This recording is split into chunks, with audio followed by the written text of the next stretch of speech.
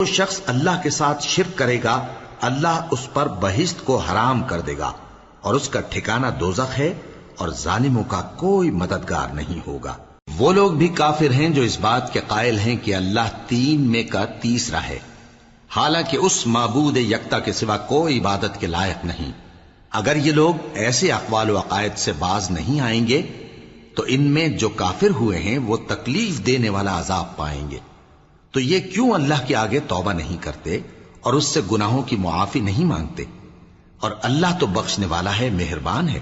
مسیح ابن مریم تو ایک پیغمبر ہی تھے، ان سے پہلے بھی بہت سے رسول گزر چکے تھے، اور ان کی والدہ مریم اللہ کی ولی اور سچی فرما بردار تھیں۔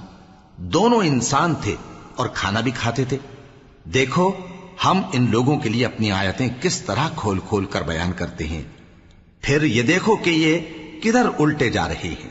کہو کہ تم اللہ کے سوا ایسی چیز کی کیوں پرستش کرتے ہو جس کو تمہارے نفع اور نقصان کا کچھ بھی اختیار نہیں، اور اللہ ہی سب کچھ سنتا ہے، جانتا ہے۔